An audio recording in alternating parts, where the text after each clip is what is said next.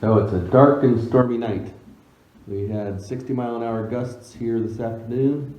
It's raining right now. We're expecting to get 2.5 inches of rain in this storm. But the power's still on, so I'm going to talk to you about our new product, the Preset 12. Preset 12 is a snapshot console. It takes pictures of a DMX look, and then you take the console away and it stores them. The Preset 10, which we've had for a long time, is a very popular product. The 12 has 2 more buttons, but its main claim to fame is its IP68. It's Lexan faceplate, membrane switches, cast in epoxy, wiring is via wire leads, and we provide Wago lever nuts for connecting your power DMX in, DMX through. There's no jumpers or anything for setting setup options. So to put it in one of the optional modes, we have this little cheat sheet which we give you with it. You don't have to buy it extra.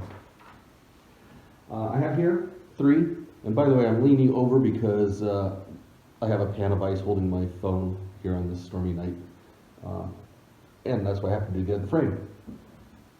I've turned this on, and we have this one set up as a main station. These 2 are remote stations. So they talk to each other. If I press 6, the main station comes on. All the recording is stored in the main station. These are just remotes. The main tells this one to turn on LED 3, and this one sends back and says somebody just pressed 1. These are currently set up in what we call radio buttons, where only 1 button can be on at a time, but that's optional. Another way to set it up is what we call push on, push off. And in order to remember how to do that, you have to have the cheat sheet. Put a unit into setup mode. You have to power it up with buttons 1 and 7 both pressed. That's so you can't accidentally get into setup mode and mess things up. And hopefully a high school kid, like I would have done when I was young, won't have access to the power, so we can't power cycle it and change things. Okay, so I'm going to put this into push on, push off mode. I see predefined grouping options, push on, push off as you press 1 and then 2. So 1, 2. Pressing 12 twice takes it out of setup. And now you notice that it's push on, push off. I can turn them all on, turn them all off. The little yellow LED down here in the corner tells you there's a timed fade in progress. The default timed fade is 2 seconds. So you notice when I turn something on, it says I'm fading. You know, actually, if you look up at the display up there, this display is an Edison panel. It's another product we make. Normally, these are made in huge walls of lights, but it makes a great test display. And it's set up for channels 1 through 25. One of the things that you can do on the preset 10 that you couldn't do on the preset 12, the new one, is you can record presets from other presets. So like right now I have channels 1 and 2 on. The default when it comes from the factory, just so you can test it, is preset 1 is channel 1 at full, preset 2 is channel 2 at full. But any one of these buttons can record all 512 channels. It's a single universe. But let's just say I want to put that in preset 9. As soon as I press 9, the look's going to change because 9 had something in it. But at the instant you press it, it remembers what was up, and that's what it's going to record in. I'm still pressing 9. You have to hold it down for 15 seconds, and when it's done, it'll flash all the LEDs, and now if we turn 1 and 2 off, we call up preset 9, and notice that's what we just recorded. So you can record presets from other presets. But let's say these were zones, and these are your looks that you want to leave. Like this would be a luncheon look, an AV look, dining, romantic, dance party, whatever you wanted. And then these would be your chandelier, downlights, head table, wall washes, you know, your various lights in the ballroom or event center. But let's say you like this look, but the channel 2 is too bright, okay? So we're going to go back and turn that off, and we're going to recreate what we just had. First, I'm going to tell you the difference between a short, quick press, just press the button, it fades up.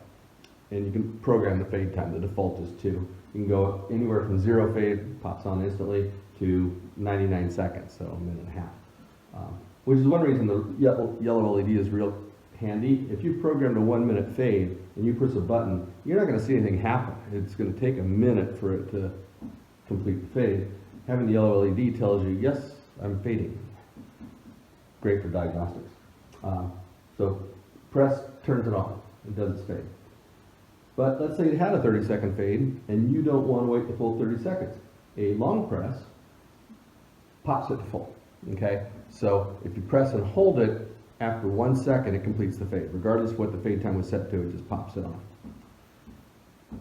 The third function of a button is if you press it and hold it, it'll pop on, and if you continue to hold it, it'll gradually fade down. So let's say that's the actual look you wanted in preset 9. You can come over to preset 9, and again, it went to preset 9. It doesn't know you're going to hold it, but it has already captured that look with channel 2 dimmer. And if we hold this for our 15 seconds,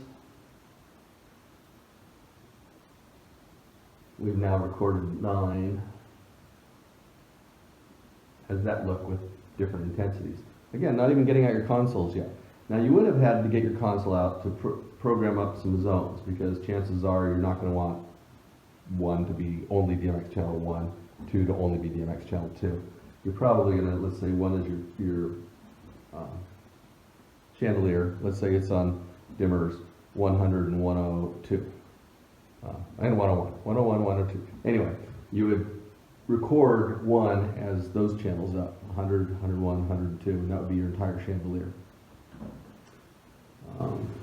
Okay. One thing that, an option that you have on the preset 12 is you can set up a button, any one of the buttons, to be an all off. So let's say you had several things on and you just wanted to have a button. I usually use 12 for off. You could press 12 and it would all go off. So I'm going to show you how to do that now. Put it in setup mode. Look on the cheat sheet. To set an all off button, press 1, 12, and the button would be an all off. So you press 1, 12, and I like to use 12. So 12 is now an all off. To exit setup, press 12 twice. I just happen to have that one memorized, even though it tells you right here. And now when I press 12, it's an all off. So you can see I can have several things on. Press 12, all off. Pressing any button other than 12 turns 12 off. So that's and you can make any button you want the all off. And you can have more than one all off. So you could have, because you're all off, even though it will turn everything else off, it's still a preset. So you could record into 12 an egress look. So you could turn all the presets off, but leave maybe some aisle lights. Now, if you press 12 again, it does turn 12 off, so that then you're in the dark. But you can program a look into your all offs. So having 2 different all offs, like 12 and 6, this could be one with aisle lights egress, and 6 could be, I don't know, turn everything else off, but turn on the head table spotlight. So that's the all off feature. You can make any button an all off. Fade times. You can set the fade time of any one of these buttons to between 0 seconds and 99 seconds. Again, I won't do it because it's pretty easy to do. Oh, preset groups. On the preset 12, you can group any buttons and say you're a bunch of radio buttons. You're self-canceling, but you only cancel things in that group. So right now, every group, nothing is grouped. So everything is a push on, push off. Or you can think of it as everything is grouped, but its group is itself and no others.